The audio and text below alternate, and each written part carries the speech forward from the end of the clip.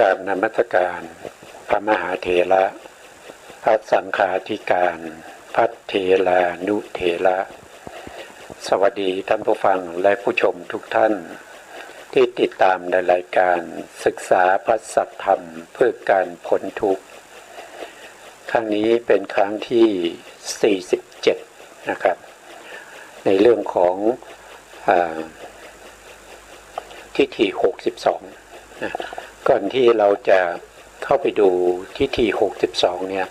เราต้องรู้เรื่องของความเป็นไป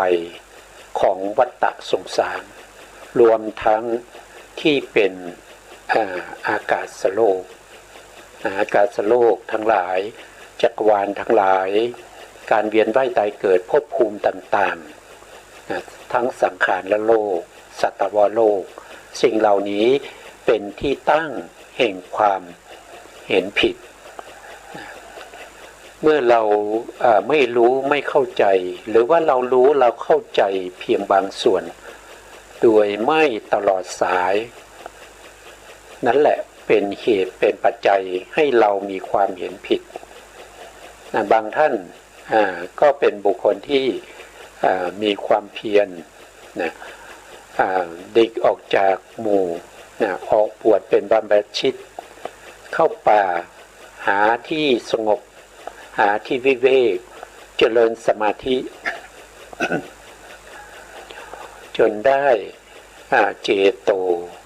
สมาธิที่พระพุทธองค์ได้ตรัสไว้แล้วก็สามารถที่จะระลึกชาติได้แต่ระลึกชาติได้ไม่ตลอดนะครับระลึกได้เป็นบางชาติก็เลยเข้าใจผิดยึดเอาสิ่งที่ตัวระลึกได้ว่าเป็นสัจธรรมแต่สัจธรรมจริงๆมีมากกว่านั้นนะครับตามที่ในทิฏฐิ62ที่เราศึกษาไปบ้างแล้วเนี่ยก็จะพูดถึงในเรื่องนี้อยู่นะครับครั้งที่แล้วเนี่ยผมก็ได้พูดถึงในเรื่องของความเป็นไปเป็นมาของภพภูมิทั้งหลายหรือจักรวาลหนึ่งเนี่ยมีมนุษย์อาศัยอยู่กี่ภพภูมิมนุษย์มีกี่แบบกี่อย่างนะครับแล้วก็ภพภูมิต่างๆที่สัตว์ทั้งหลายไปเวียนว่ายตายเกิดเนี่ยมีมากน้อยแค่ไหนนะผมก็ติดท่านผู้ฟังไว้เรื่องของภูเขาจักรวาลนะครับครั้งที่แล้วก็พูดถึงอยู่แต่ก็ไม่ได้จำได้ไม่หมดนะครับวันนี้ผมก็ไปหารูปภาพในเน็ตมานะครับก่อนอื่นเราไปดูรายละเอียดทบทวนครั้งที่แล้วบ้างนะครับตามลักษณะอย่างนี้นะครับอันนี้เป็นจักรวาลนะตรงนี้เป็นจักรวาลก็คือขอบนอกสุดเนี่ยนะครับขอบนอกกลมๆเนี่ยนะครับที่เป็นออกสีแดงเนี่ยอันนี้เขาเรียกว่าเป็นภูเขาจักรวาลนะครับจักรวาลหนึ่งก็จะมีภูเขาจักรวาลอยู่นะครับแล้วก็ภายในก็จะมีทวีปที่อยู่ใกล้ๆกับภูเขาจักรวาลนะครับก็จะมีอยู่4 ทวีปเป็นที่อยู่ของมนุษย์นะครับอย่างเช่นทางด้านตะวันออกตรงนี้ก็เป็นบุพวิเทหทวีปมีมนุษย์อาศัยอยู่นะมนุษย์ในบุพวิเทหทวีปนี้มีอายุอยู่อายุกับนะครับคืออายุกับก็คืออายุเฉลี่ยของมนุษย์ในทวีปนี้มีถึง700ปีนะครับ700ปีไม่มีการขึ้นลงเหมือนกับมนุษย์ในชมพูทวีปนะ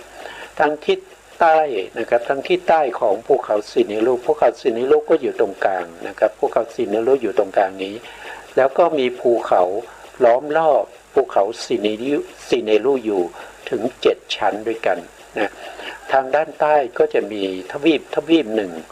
เราเรียกว่าเป็นชมพูทวีปชมพูทวีปนี้มีมนุษย์อาศัยอยู่มนุษย์ในชมพูทวีปมีอายุไม่แน่นอนนะครับอายุเฉลี่ยของมนุษย์ในชมพูทวีปไม่แน่นอนบางครั้งมีอายุเฉลี่ยถึง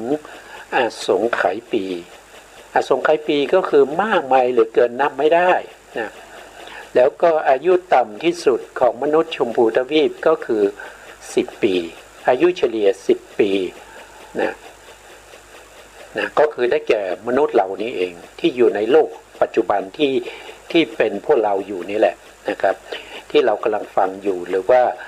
ที่กำลังพูดอยู่นะครับก็อยู่ในชมพูทวีปปัจจุบันนี้มนุษย์ในชมพูทวีปก็มีอายุกับหรืออายุเฉลี่ยอยู่ที่ประมาณ74 ปีกว่าๆนะครับ74 ปีกว่าๆนะท่านบอกว่านะครับอายุชมพูมนุษย์ในชมพูทวีปเนี่ยเป็นอายุที่ไม่แน่นอนขึ้นอยู่กับบุญขึ้นอยู่กับกุศลขึ้นอยู่กับบาปขึ้นอยู่กับอกุศลถ้ายุคไหนสมัยไหนมีอกุศลมากอายุก็จะลดลงอายุกรรมนี้จะลดลงแต่ยุคไหนสมัยไหนที่มีคุณธรรมมีศีลธรรมมีกุศลมีบุญมากอายุก็จะเป็นขาขึ้นนะครับขาขึ้นก็ขึ้นไปจนถึงสงไขยปีขาลงก็ลงมาจนถึง10 ปีเป็นอายุกรรมไม่แน่นอนนะชมพูทวีปไม่แน่นอนเหมือนกับพวกเราเนี่ยนะครับพวกเราในปัจจุบันก็มีอยู่อายุกรรมหรืออายุเฉลี่ยก็75ไม่เกินนี้นะ74 ถึง 75จะอยู่ช่วงนี้นะครับแล้วท่านบอกว่าบุคคลที่จะมีอายุมากที่สุดในชมพูทวีปจะต้องไม่เกิน2 เท่านะคือหมายความว่าไม่เกิน2 เท่าก็คือเอา75บวกกับ75ก็คือ150ไม่เกินนะแต่สมัยพุทธกาลเมื่อ2,600 กว่าปีที่แล้วเนี่ย 2,600 กว่าปีที่แล้วเนี่ยมนุษย์เรามีอายุเฉลี่ยอยู่ที่100 ปี100 ปีเป็นอายุกรรมเพราะฉะนั้นมนุษย์ในสมัยนั้นก็มีสิทธิ์ที่จะมีอายุมากกว่าอายุกรรมได้แต่ไม่เกิน2 เท่านั้นก็คือไม่เกิน200 ปีถ้าเราศึกษาในพระไตรปิฎกนะเราจะพบว่าบุคคลที่มีอายุมากที่สุดก็มีอยู่หลายท่านนะครับเท่าที่จำได้เนี่ยก็จะมีท่านภากุละเป็นผู้ที่มีอาพาธไม่มีอาพาธเลยพูดง่ายๆไม่เคยป่วยเลยแล้วท่านมีอายุท่านมรณภาพเมื่อท่านอายุได้160 ปีนะครับ160 ปีแล้วก็มีอีกหลายท่านนะที่มีอายุ160 ปีเนี่ยผมจำไม่ได้นะแล้วส่วนผู้ที่มีอายุเกิน100 ปีก็ยังมีหลายท่านเหมือนกันอย่างเช่นพระอานนท์เนี่ย120 ปีนะครับ120 ปีพระกัสสปะมหากัสสปะก็120 ปีมีหลายท่านนะครับที่มีอายุ120 ปีเช่นนางวิสาขานี่ก็120 ปีนะครับ120 ปีนะครับคือเกินกว่าอายุกับเกินกว่า100 ปีในสมัยนั้นนี่ก็เป็นอะไรเป็นข้อยืนยันว่าสมัยพุทธกาลนี้ก็มีผู้ที่มีอายุถึง160 ปี120 ปีนะครับอันนี้ก็อยู่ในชมพูทวีปนะครับไม่ได้อยู่ในทวีปอื่นอยู่ในเฉพาะโลกใบนี้เท่านั้นไม่ว่าจะเป็นประเทศปัจจุบันนี้ก็เป็นประเทศจีนประเทศพม่าประเทศไทยหรือว่าจะเป็นประเทศที่เป็นฝรั่งเศสเป็นอังกฤษหรือว่าเป็นอเมริกาแอฟริกาออสเตรียนะครับพวกนี้ถือว่าอยู่ในทวีปเดียวกันหมดก็คือชมพูทวีปนะไม่ใช่เฉพาะประเทศอินเดียเท่านั้นที่เป็นชมพูทวีปนะครับประเทศอินเดียเนี่ยที่เรียกชมพูทวีปติดมาจนพวกเราก็เข้าใจผิดกันก็เพราะว่าประเทศอินเดียเนี่ยมีเขาเรียกว่าเป็นมัชชิมะประเทศหรือเป็นศูนย์กลางคืออะไรศูนย์กลางก็คือจุดที่เมื่อโลกเรามีการสร้างขึ้นมาใหม่ๆเนี่ยจุดที่เป็นพุทธคยาตรงที่พระพุทธองค์ทรงนั่งตรัสรู้ตรงนั้นเนี่ยเป็นศีรษะแผ่นดินก็คือเป็นแผ่นดินที่สร้างขึ้นมาเป็นครั้งแรกนะครับตรงนั้นแหละเป็นที่สร้างขึ้นมาเป็นครั้งแรกแล้วก็จะ กระจัดกระจายเกาะกลุ่มกันไปเรื่อยๆจนโลกของเราเป็นใบที่โตแล้วก็ใหญ่เท่าที่เราเห็นนะครับล้ออย่างเช่นสมัยพุทธกาลเนี่ยถ้าเราเห็นโบราณสถานนะครับที่พระพุทธองค์เคยอยู่อะไรพวกนี้นะท่านก็จะเห็นว่าจะต่ำกว่าพื้นดินปกติเพราะผ่านมา2,500-600 ปีเนี่ยดินมันจะสูงขึ้นนะครับมันก็เกาะกลุ่มกันสูงขึ้นนะอย่างเช่นเราไปพุทธคยาไปพระเจดีย์ที่พุทธคยานะครับที่ติดกับต้นโพต้นสีมหาโพธิ์ที่พระพุทธองค์ทรงนั่งแล้วก็ตรัสรู้จะเห็นว่าเราต้องลงบันไดไปนะครับนั่นก็คือแผ่นดินมันสูงขึ้น 2,000 ปีเนี่ยสูงขึ้นขนาดนั้นนะครับนะเพราะแผ่นดินเนี่ยจะสูงขึ้นอยู่เรื่อยๆนะครับยิ่งโลกตั้งอยู่นานในโลกก็จะใบใหญ่ขึ้นเรื่อยๆนะก็ขึ้นอยู่กับระยะเวลานะครับต่อไปนะครับก็คือมนุษย์ที่อยู่ทางทิศตะวันตกของภูเขาสีเนรุก็จะมีเขาเรียกว่าเป็นปาลาโคยานทวีปมีอายุเฉลี่ยของมนุษย์ในปาลาโคยานทวีปโลกใบนั้นก็จะมีอายุเฉลี่ยอยู่ที่500 ปีไม่ขึ้นไม่ลงนะครับเพราะว่าเขามีคุณธรรมอย่างนั้นตลอดเวลาคือคุณธรรมที่เป็นบุญนะครับในลักษณะของบุญนั้นเป็นเหตุเป็นปัจจัยให้มนุษย์ที่อยู่ในโลกนั้นมีอายุเฉลี่ยอยู่ที่500 ปีตลอดนะครับไม่มีการขึ้นลงของคุณธรรม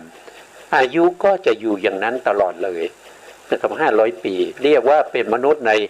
ในโลกที่ชื่อว่าปาลาโคยานทวีป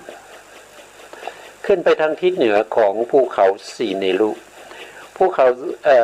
ก็จะพบกับทวีปหนึ่งก็จะเรียกว่าเป็นอุตรกุลุทวีปมนุษย์ที่อยู่ในอุตรกุลุทวีปจะมีอายุเฉลี่ยอยู่ที่ 1,000 ปีเป็นอายุไขไม่ขึ้นไม่ลงไม่เหมือนกับมนุษย์ในชมพูทวีปนี่ก็เป็นจักรวาลนะครับก็จะมีลักษณะอย่างนี้นะเราไปดูภูเขามาดูภูเขาตรงนี้นะครับภูเขาตรงนี้ก็คือตรงกลางเนี้ยเขาเป็นภูเขาสิเนรุนะตรงกลางนี้เป็นภูเขาสิเนรุถามว่าทวีปที่ผมพูดถึงอยู่ตรงไหนอยู่ตรงนี้นะครับอยู่ตรงนี้และต่อมาตรงนี้ก็จะเป็นภูเขาขอบจักรวาลนะครับภูเขาขอบจักรวาลก็จะล้อมรอบอยู่ตรงนี้ล้อมรอบเลยนะตรงนี้ก็จะมีทวีปนะทวีปก็คือโลกนะครับ4 โลกก็จะอยู่ด้านนี้ด้วยตรงนี้ก็มีคือด้านทางทิศใต้แล้วก็ด้านหลังก็คือด้านทิศเหนือนะครับทิศตะวันออกก็คืออัปปลาโคยานทวีปนะครับโทษทีทางด้านทิศตะวันออกนี้ก็เป็นปาละโคยานบุพวิเทหะนะผมลืมทุกทีบุพวิเทหทวีปนะครับก็บุพวิเทหทวีปอยู่ตรงด้านตะวันออกแล้วถัดจากบุพวิเทหทวีปไปก็จะเป็นภูเขาขอบจักรวาลนะส่วนทางด้านที่ใต้ก็เป็นชมพูทวีปนะครับถัดออกไปก็จะเป็นภูเขาจักรวาลจะล้อมรอบอยู่นะครับทางด้านที่ตะวันออกก็จะเป็นอัปปลาโคยานทวีปนะถัดไปก็จะเป็นภูเขาจักรวาลแล้วก็ด้านหลังตรงนี้เป็นทางทิศเหนือนะครับทิศเหนือด้านหลังของภูเขาสิเนรุนะครับเป็นทางทิศเหนือก็จะมีทวีปอยู่ทวีปหนึ่งเรียกว่าเป็นอุตรกุลุทวีป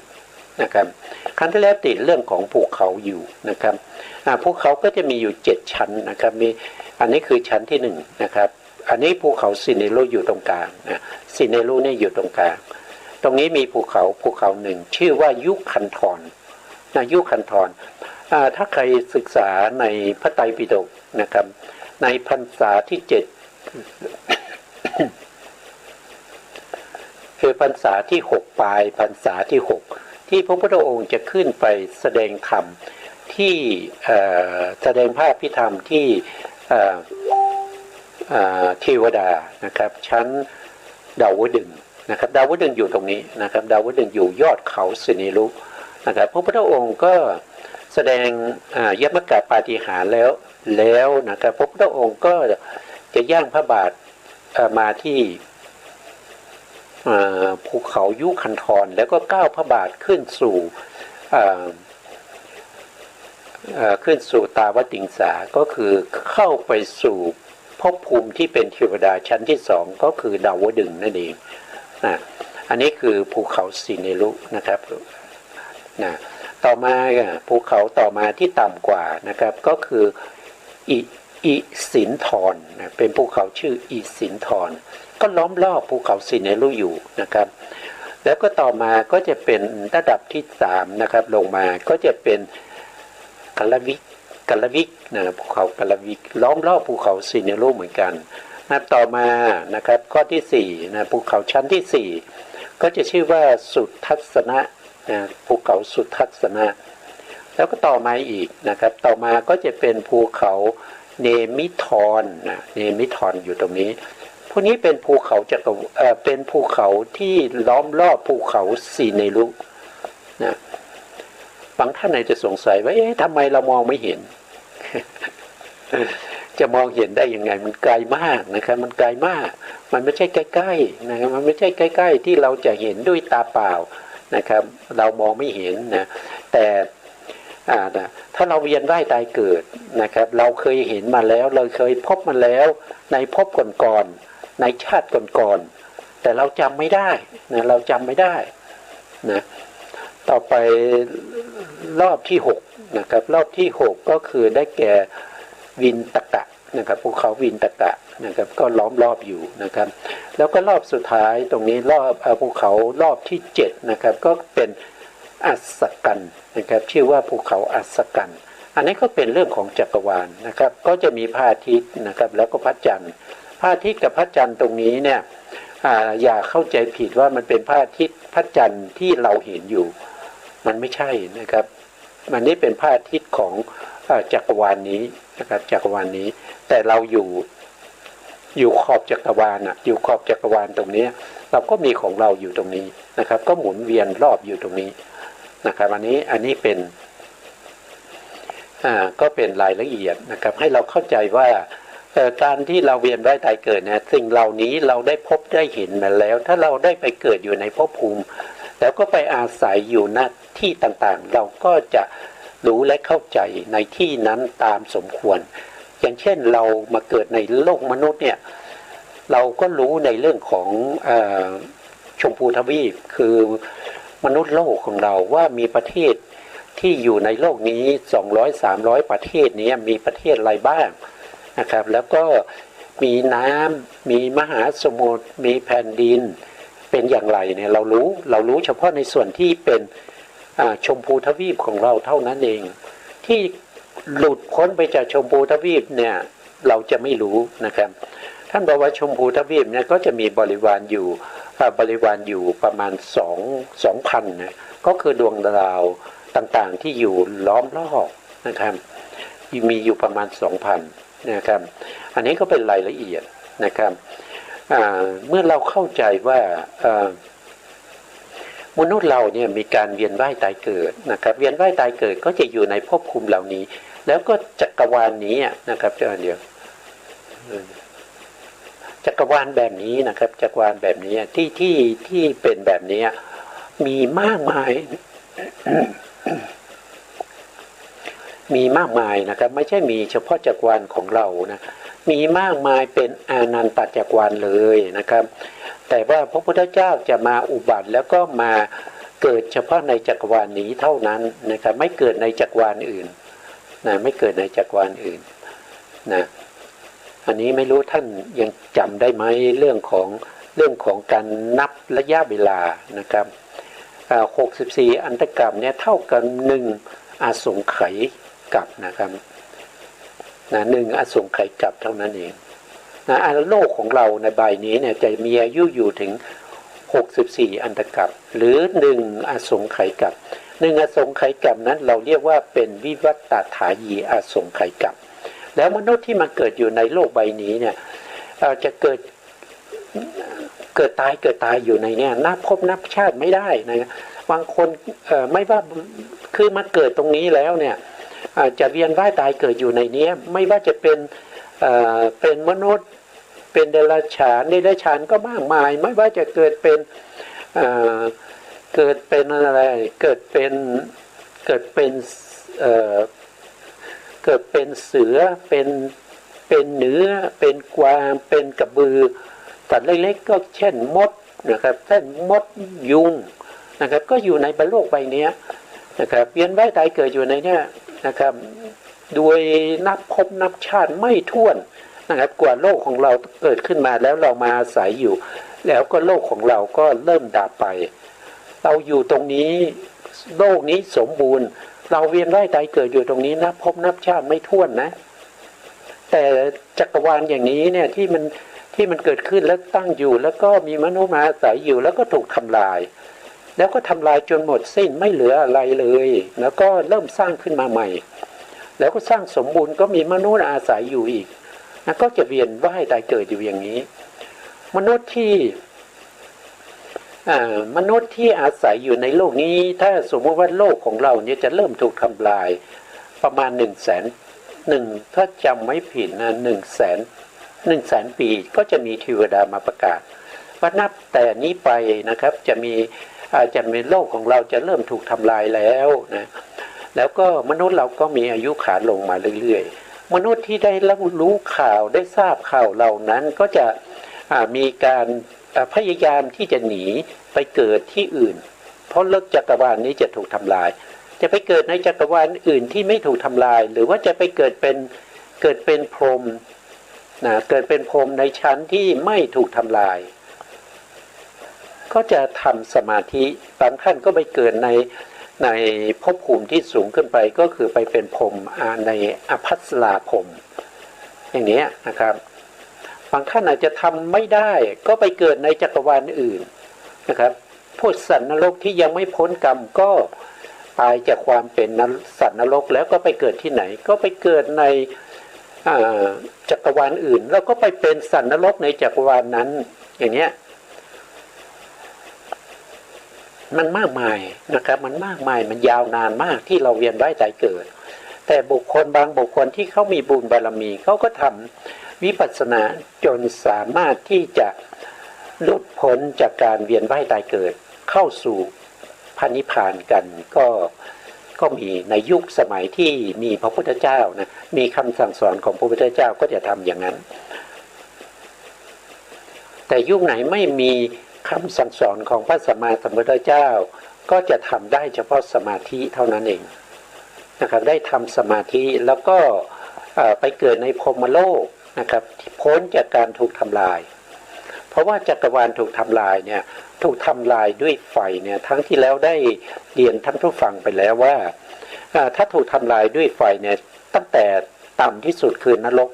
ขึ้นไปจนถึงปฐมฌานนะจนถึงชั้นที่เรียกว่ามหาพรหมนะครับทุติยฌานยังอยู่ก็มาเกิดในอภัสราในทุติยฌานถ้าถูกทำลายด้วยน้ำกรดนะครับน้ำกรดเนี่ยก็จะทำลายมาจนถึงพรหมโลกชั้นที่สองก็คือทุติยฌานจะทำลายอภัสราไปด้วยภพภูมิที่ชื่อว่าอภัสราภูมินี้ไปด้วยนะครับเพราะฉะนั้นคนที่ทำฌานเพื่อจะหนีก็ต้องไปหนีไปอยู่ในชั้นตัตติยฌานที่ชื่อว่าสุภกินหะหรือสุภกินหาเมื่อไปอยู่ในชั้นนี้นะครับก็พ้นจากการถูกทำลายด้วยไฟถูกทำลายด้วยน้ำแต่ไม่พ้นจากการถูกทำลายด้วยลมนะครับด้วยลมเมื่อมีลมกดพัดเพื่อจะทำลายจักรวาลเนี่ยเขาจะทำลายมาจนถึงตัตติยฌานก็คือมาถึงสุภกินหภูมิเพราะฉะนั้นบุคคลที่ทำฌานเนี่ยก็ต้องทำให้ได้จตุทัชฌานแล้วไปเกิดในไปเกิดในเวหพลาภูมินะ ตั้งแต่เวหาพลาภูมิขึ้นไปจนถึงเนวสัญญาเนี่ยไม่ถูกทำลายนะครับจักรวาลแสนโกฏจักรวาลถูกทำลายเนี่ยภพภูมิที่ตั้งแต่จตุทัชฌานขึ้นไปไม่ถูกทำลายไม่ว่าจะถูกทำลายด้วยไฟถูกทำลายด้วยน้ำกรดถูกทำลายด้วยลมเนี่ยไม่สามารถทำลายไปจนถึงเวหาพลาภูมิขึ้นไปจนถึงเนวสัญญานาสัญญายตนะเพราะภพภูมิเหล่านี้ก็จะตั้งอยู่ก็จะมีบุคคลมีสัตว์ทั้งหลายก็ไปเวียนว่ายตามตายเกิดในภพภูมิเหล่านั้นตามอะไรตามคุณภาพตามบุญตามกุศลของสัตว์เหล่านั้นการทำลายจักรวาลเนี่ยการทำลายครั้งหนึ่งเนี่ยไม่ใช่ทำลายเฉพาะจักรวาลเดียวทำลายถึงแสนโกฏจักรวาลคือมากมายนะแสนโกฏจักรวาลเนี่ยโกฏหนึ่งเท่ากับโกฏหนึ่งก็คือ10 ล้านแสนโกฏจักรวาลเนี่ยมันกี่จักรวาลมันมากมายเหลือเกินแต่จักรวาลที่ไม่ถูกทำลายมากกว่าที่ถูกทำลายเสียอีกนะจักรวาลอื่นที่นอกจากแสนโกฏจักรวาลนี้เนี่ยไม่ถูกทำลายเนี่ยมากกว่าจักรวาลที่ถูกทำลายแสนโกฏเสียอีกเพราะฉะนั้นเรื่องของจักรวาลเนี่ยมันก็เป็นอาจินไตยเหมือนกันนะครับถ้าไม่มีพระสัมมาสัมพุทธเจ้าเป็นผู้ตรัสรู้สภาวะธรรมเหล่านี้ไม่มีการบัญญัติแล้วก็นำมาเปิดเผยนำมาสั่งสอนพวกเราก็ไม่รู้ไม่เข้าใจไม่รู้เรื่องก็เวียนว่ายตายเกิดอยู่อย่างนี้แหละเพราะว่าอย่างปัจจุบันนี้เราเกิดมาเป็นบุคคลเนี้ยนะครับเรารู้ไหมว่าภพที่แล้วเราเป็นอะไรมาก็ไม่รู้แล้วต่อไปในภพหน้าเราจะไปเกิดเป็นอะไรเราก็ไม่รู้เพราะงั้นเราไม่รู้ได้เรารู้เฉพาะปัจจุบันเท่านั้นนะถ้าไม่มีพระพุทธเจ้าเป็นผู้เห็นเป็นผู้รู้นะครับเราก็มืดมนนะครับมืดมนอนตการนะครับก็รอนั่นแหละนะเกิดเวียนว่ายตายเกิดอยู่อย่างนี้จนเทวดามาประกาศก็เริ่มจะทำสมาธิแล้วก็หนีไปพอเราสร้างขึ้นมาเราเสร็จเรียบร้อยเราหมดบุญจากความเป็นพรหมเราก็มาเกิดในโลกที่สร้างเสร็จเรียบร้อยแล้วก็มาเกิดในโลกนี้อีกก็อยู่เกิดว่าให้เกิดตายไปอย่างเนี้ยจนจักรวาลนี้ถูกทำลายอีกก็หาทางหนีนะครับบางท่านก็ไปจักรวาลอื่นที่นอกเหนือจากแสนโกฏจักรวาลนี้แต่บางท่านก็ขึ้นไปเป็นพรหมตามสมควรนะครับบางท่านก็หลุดพ้นไปจากการเวียนว่ายตายเกิดได้เข้าสู่ปรินิพพานไปนี่ก็เป็นเราต้องเข้าใจอย่างนี้ก่อนที่เราจะไปศึกษาในเรื่องของทิฏฐิ62ก็หวังว่าเท่าที่พูดมาเนี่ยก็คงจะเข้าใจกันดีนะครับเพราะว่าพูดมาตั้งแต่ครั้งที่แล้วในเรื่องของวัฏฏะจักรวาลของเราเนี่ยกฎเกณฑ์ของจักรวาลนะครับที่เป็นคือเราจะพูดว่าเป็นทัศนะของพระพุทธศาสนาไม่ได้เพราะสิ่งเหล่านี้มันเป็นสัจธรรมมันเป็นความจริงมันเป็นอย่างนี้ของมันไม่ว่าคุณจะอยู่ในนับถือศาสนาอะไรมันก็เป็นอยู่อย่างนี้เราไม่ได้สงวนสิทธิ์ว่าอันนี้มันเป็นทัศนะของพระพุทธศาสนาไม่ใช่ทุกคนมีโอกาสที่จะรู้จะเข้าใจถ้าเราเป็นบุคคลที่อยากรู้อยากเข้าใจนะครับทุกสิ่งทุกอย่างที่พูดมาทั้งหมดเนี่ยเป็นคำสั่งสอนของผู้รู้ที่ท่านรู้เป็นคนแรกแล้วก็นำมาสั่งสอนเราจึงเรียกท่านว่าพระพุทธเจ้าเพราะท่านไม่ได้ศึกษาไม่ได้เล่าเรียนจากใครท่านรู้เอง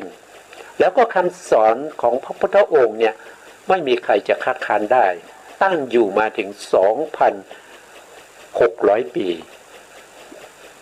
ยังไม่มีใครเลยที่จะมาคัดค้านได้ว่าสิ่งที่พระพุทธองค์สั่งสอนเนี่ยมีอะไรบ้างที่ไม่เป็นความจริงไม่มีนะครับเพียงแต่ว่าเราจะรู้หรือไม่เท่านั้นเองเพียงแต่ว่าผู้ที่จะมาตอบปัญหาเนี่ยได้ศึกษาคำสั่งสอนของพระพุทธองค์เนี่ย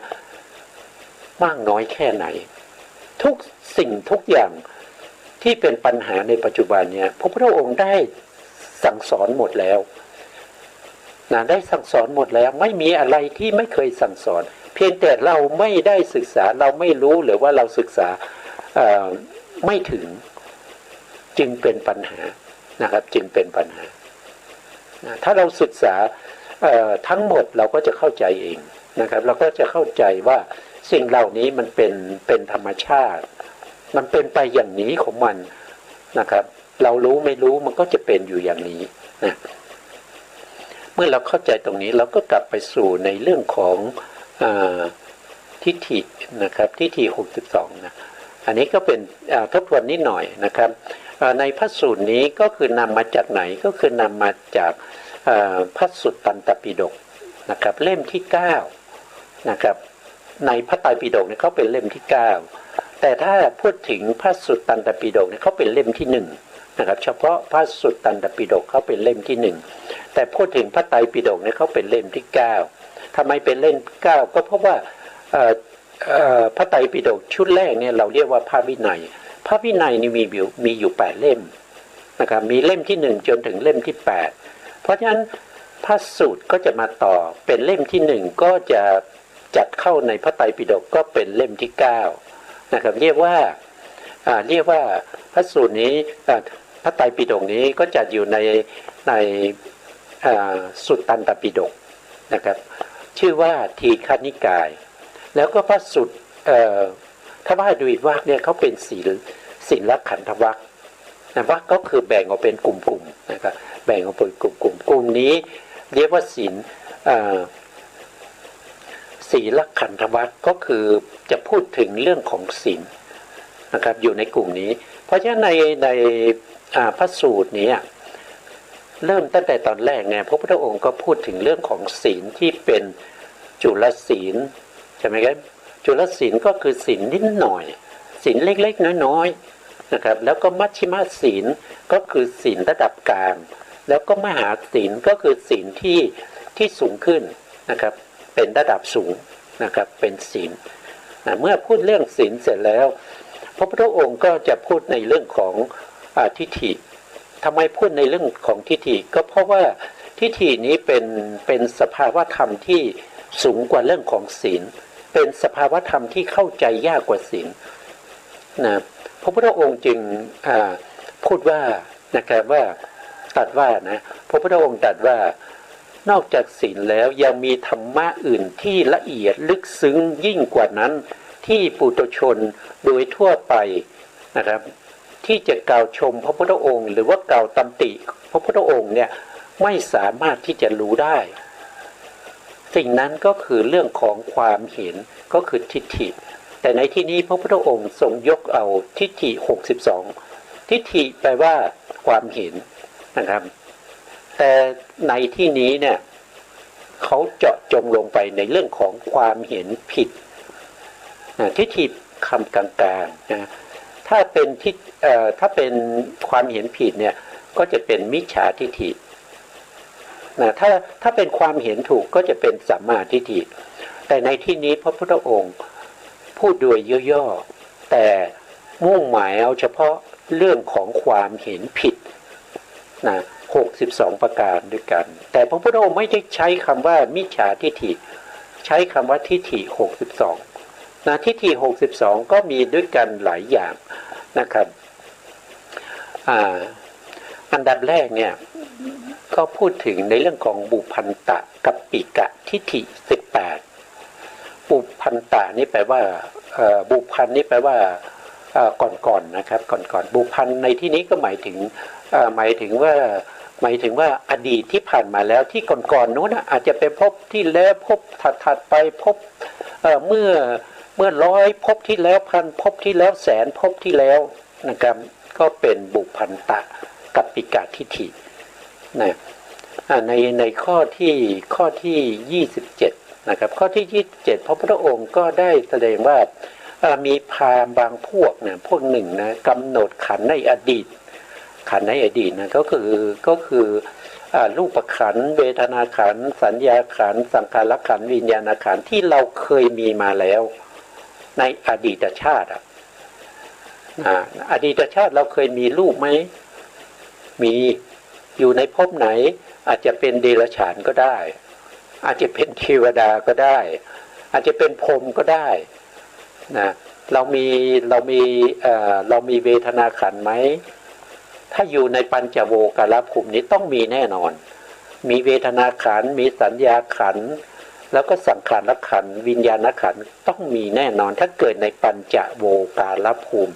ก็คือภพภูมิทั้งหมด26ภูมิ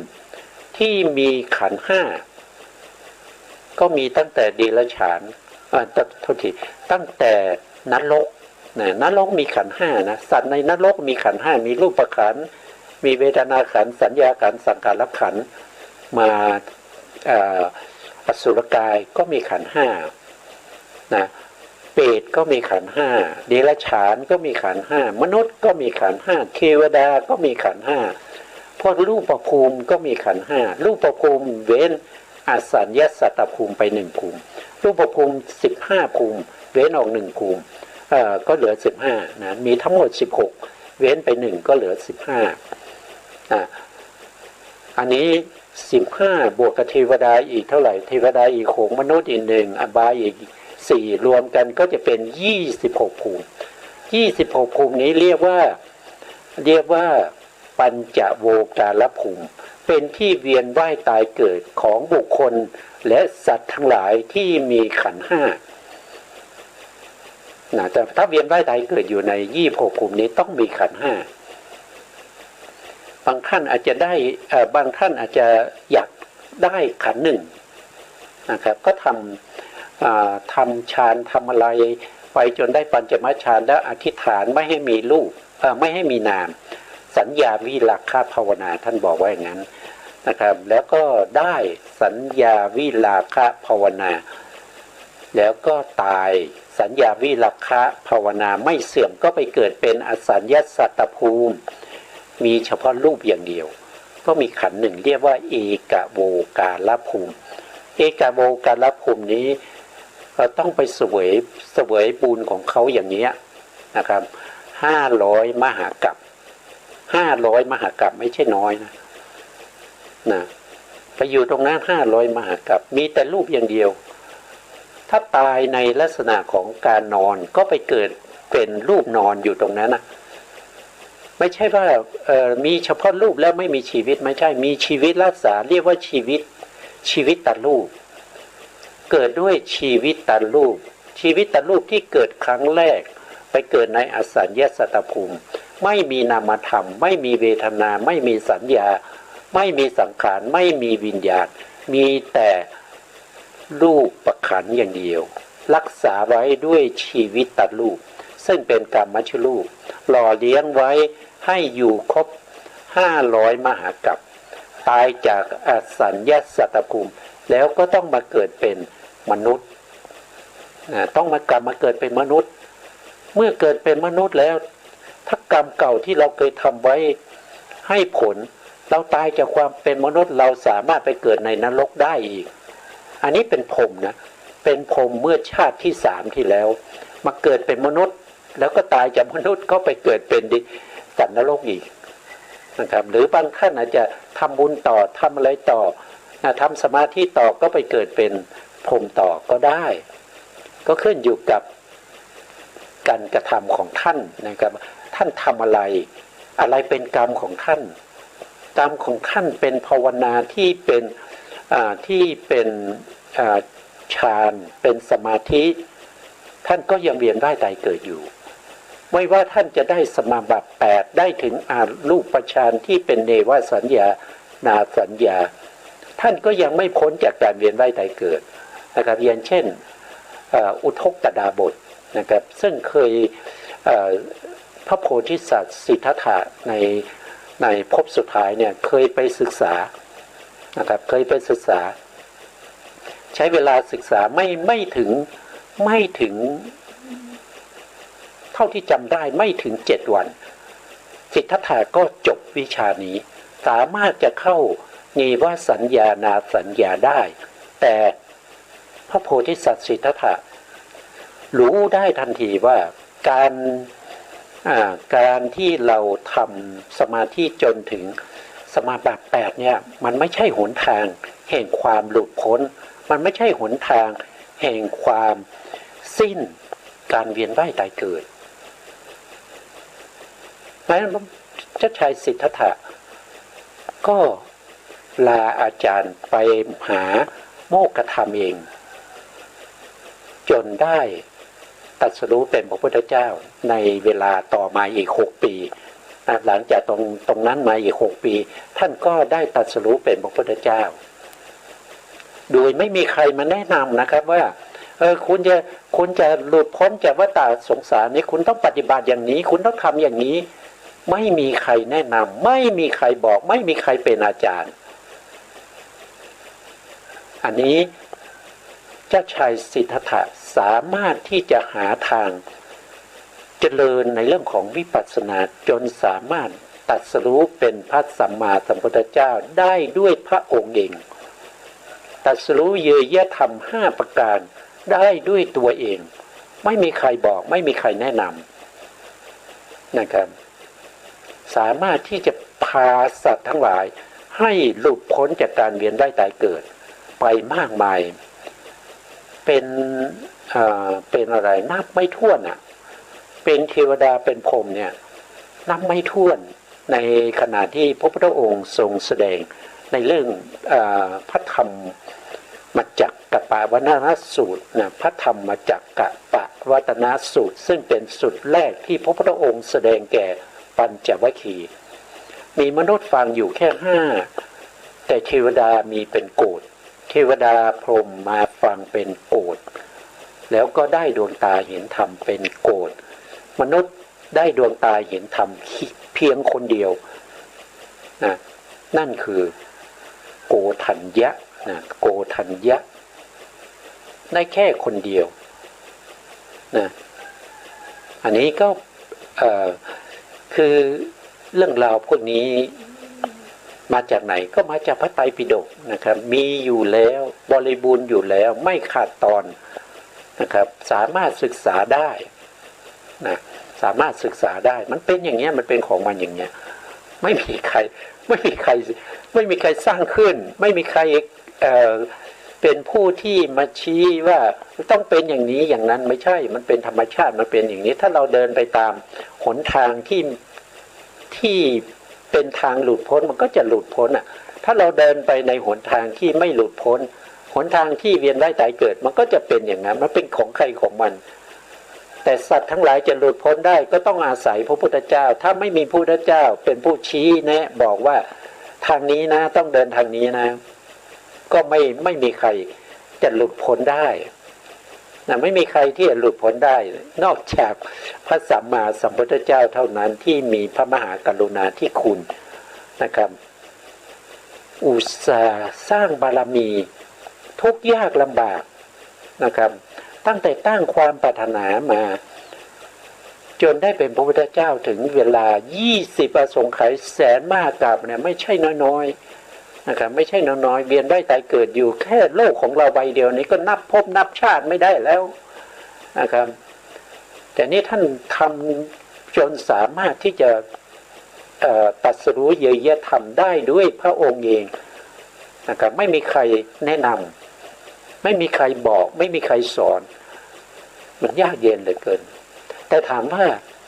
พระโพธิสัตว์เนี่ยในอดีตชาติตอนสร้างบารมีเนี่ย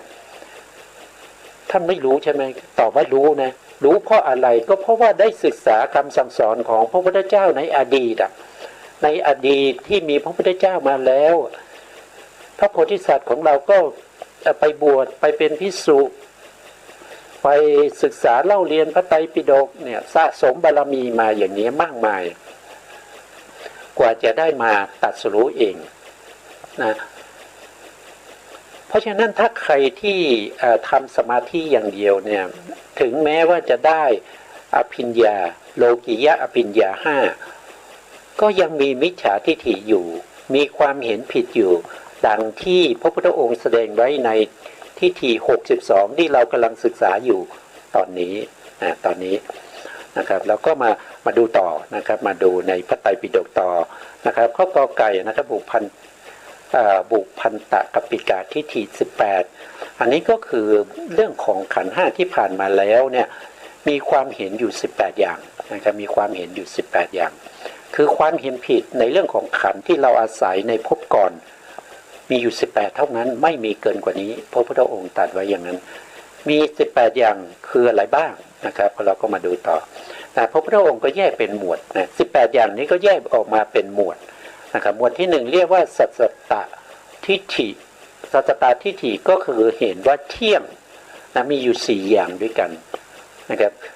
การที่เห็นว่าเที่ยงเนี่ยมีอยู่4อย่างแล้วก็4อย่างนี้ก็คืออาศัยการระลึกชาติได้ระลึกชาติในที่นี้พระพุทธองค์ไม่ได้ใช้คำว่าบุพเพนิวาสานุสติญาณนะครับจะใช้คำว่าเจโตสมาธิก็คือหมายความว่าอย่างไงเจโตสมาธิเนี่ยเรามาดูตรงนี้นะครับข้อที่1นะครับก็คือความเห็นที่1ใน4ความเห็นที่เป็นสัจจตทิฏฐิ4นั่นเองนะครับดูก่อนภิกษุทั้งหลายสมณะหรือพราหมณ์บางพวกในโลกนี้อาศัยความเพียรเครื่องเผากิเลสอาศัยความเพียรที่ตั้งมั่นอาศัยการประกอบเนืองๆอาศัยความไม่ประมาทอาศัยมนสิการโดยชอบแล้วบรรลุเจโตสมาธิท่านไม่ได้บอกว่าบรรลุบุพเพนิวาสานุสติญาณแต่บอกว่าบรรลุเจโตสมาธินะครับ อันเป็นเครื่องตั้งแห่งจิตตามระลึกถึงขันธ์ที่เคยอาศัยอยู่ในการก่อนได้หลายประการนะครับก็คือได้มากมายหลายประการอะไรบ้างนะครับก็ท่านก็ต่อไปนะครับตามระลึกชาติได้1ชาติบางคนก็ระลึกได้1ชาตินะบางคนก็ระลึกได้2ชาติบางคนระลึกได้3ชาติ4ชาติ5ชาติ10ชาติ20ชาติ30ชาติ40ชาติ50ชาติ100ชาติพันชาติแสนชาติหลายร้อยชาติหลายพันชาติหลายแสนชาติถามว่าหลายแสนชาติเนี่ยมันการระลึกเนี่ยมันพ้นจากโลกนี้ไปแล้วยังนะครับยังไม่พ้นนะก็ยังระลึกได้อยู่ในโลกใบนี้ยังไม่ถึงกลับเลยนะครับยังไม่ถึงอสงไขยเลยนะครับยังอยู่ในโลกนี้ก็คือระลึกถึงชาติของตัวเองที่เวียนว่ายตายเกิดอยู่ในโลกนี้นะครับเพราะว่าในโลกนี้เราเวียนว่ายตายเกิดเนี่ยนับพบนับชาติไม่ได้นะมันยาวนานมากนะกว่าที่โลกเราจะถูกทำลายเนี่ยหลายแสนชาติหลายล้านชาติก็ยังไม่สามารถที่จะระลึกรอดออกไปจากกลับนี้ได้นะครับเพราะฉะนั้นผู้ที่ระลึกชาติได้ไม่ตลอดอย่างนี้ก็มีความก็จะมีความเห็นผิดโดยเข้าใจตามที่ตัวเองระลึกได้ว่าตัวเองเนี่ยระลึกได้ว่าการเวียนว่ายตายเกิดมาอย่างนี้แล้วระลึกไปถึงหลายแสนชาติซึ่งเป็นชาติสุดท้ายที่ท่านระลึกได้เนี่ยอยู่ตรงไหนก็อยู่ในโลกนี้ตอนนั้นท่านเป็นอะไรก็แล้วแต่ละท่านว่าจะเป็นอะไรบางคนก็อาจจะเป็นพรหมบางคนก็อาจจะเป็นเทวดาเป็นมนุษย์อย่างเนี้ยท่านก็ยึดเอาถือเอาตรงที่แสนชาติที่ท่านระลึกไปถึงนั้นว่าเราเนี่ยมีการเวียนว่ายตายเกิดมันเที่ยงแท้ในการเวียนว่ายตายเกิดเราต้องมีการเวียนว่ายตายเกิดอย่างเนี้ยมันเที่ยงแท้นะครับแล้วก็ชาตินั้นเป็นชาติที่เป็นชาติแรกของเราเนี่ยไม่รู้ไม่เข้าใจว่ามันมีต่อไปจากนั้นอีกแต่ยึดเอาถือการเวียนว่ายตายเกิดเนี่ยนะอย่างนั้นมาเป็นของเที่ยงมันเที่ยงด้วยการเวียนว่ายตายเกิดไม่รู้หรอกว่าการไม่เวียนว่ายตายเกิดก็มีแต่ก็ยึดถือเอาสิ่งที่ตัวได้รู้สิ่งที่ตัวได้เห็นสิ่งด้วยเจโตสมาธิเนี่ยเป็นหลักเลยว่าทุกคนต้องเป็นอย่างนี้หมดนะครับโดยเอาตัวเองเป็นที่ตั้งตัวเองเป็นที่ตั้งเนี่ยก็ไม่ใช่นึกคิดเอาเองแต่มีอะไรมีอภิญญาที่เรียกว่าโลกิยะอภิญญาเนี่ยสามารถระลึกไปถึง จะใช้คำว่าอภิญญาก็ไม่ได้นะที่ตรงนี้เพราะว่าพระพุทธองค์ยังไม่ใช้คำว่าบุพเพนิวสานุสติญาณก็คือตามระลึกชาติได้ก็แล้วกันตามระลึกชาติได้ไปจนถึงชาติที่ท่านสามารถระลึกได้นั่นก็คือหลายแสนชาติที่ผ่านมาท่านระลึกได้ก็เลยยึดเอาถือสิ่งที่ท่านระลึกได้เหล่านี้ลักษณะเหล่านี้มาบัญญัตินะครับมาบัญญัติว่ามันเที่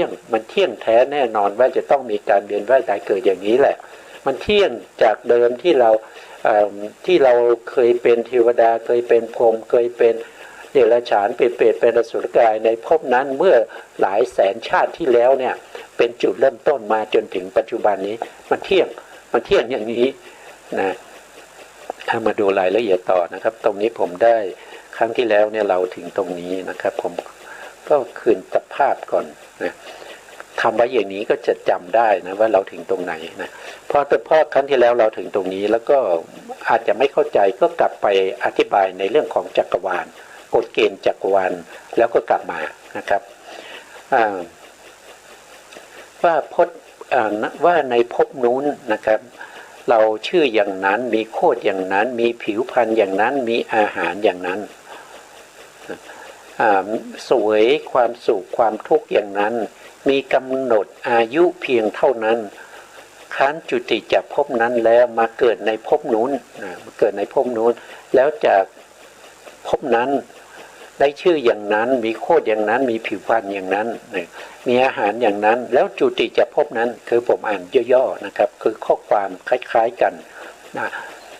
และได้มาบังเกิดในภพนี้ย่อมตามระลึกถึงขันธ์ที่เคยอาศัยในภพก่อนๆในภพก่อนได้หลายประการพร้อมทั้งอาการต่างๆพร้อมทั้งอุเทศชนี้เขากล่าวอย่างนี้ว่าอัตตาและโลกเที่ยงก็คือหมายถึงว่าอัตตาเนี่ยคือเขาเข้าใจว่าที่เวียนว่ายตายเกิดมันมีอัตตาตัวหนึ่งที่อยู่ในตัวของเราไอ้ตัวนั้นน่ะมันไม่ตายนะครับมันเดี๋ยวมันก็อย่างเช่นในหลายแสนชาติที่แล้วเขาเกิดเป็นพรหมใช่ไหมเพราะว่าพรหมที่ตายนะมันตายเฉพาะในรูปเท่านั้นเองแต่ตัวอัตตาที่อยู่ในรูปขันธ์นะเป็นอัตตานะมันก็ล่องท่องเที่ยวมาล่องลอยมาหาร่างใหม่อยู่อย่างเงี้ยเป็นอัตตาอย่างเงี้ยนะครับแล้วก็เข้าใจว่าอัตตานั้นนะมันก็คือโลกเนี่ยก็เลยยึดถือเอาตัวอัตตาที่มันเวียนมันที่เข้าใจว่ามันเวียนว่ายตายเกิดมาเนี้ยเป็นตัวเป็นตนนะครับก็เป็นอัตตาตัวนี้มันเที่ยงถึงแม้ร่างกายเราไม่เที่ยงเพราะเวลาตายเราก็เห็นว่าเขามีการทิ้งร่างกายเอาไว้ใช่ไหมครับแต่เขาไม่เห็นนามธรรมเขาก็บอกว่าไอ้ตัวที่ไปเกิดใหม่เนี่ยก็คือตัวอัตตาตัวหนึ่งนะครับได้มาจากเมื่อหลายแสนชาติที่แล้วก็ตายจากตรงนั้นอัตตาก็ล่องลอยมาเอาร่างใหม่ตรงนี้แล้วก็ตายจากตรงนี้ก็ไปเอาร่างใหม่มาอีกนะครับเขาก็เลยยึดว่าอัตตาและโลกเที่ยงเพราะเขาเห็นอย่างนั้นนะเขาเห็นอย่างนั้นเขาเลยเข้าใจว่าอย่างนั้นนะครับต่อไปนะครับอัตตาและโลกเที่ยงคงที่ตั้งอยู่นะครับมั่นคงดูดยอดเขาตั้งอยู่มั่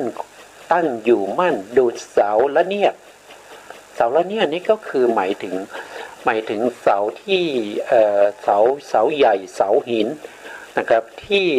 มีความยาว18ศอกนะครับ18ศอก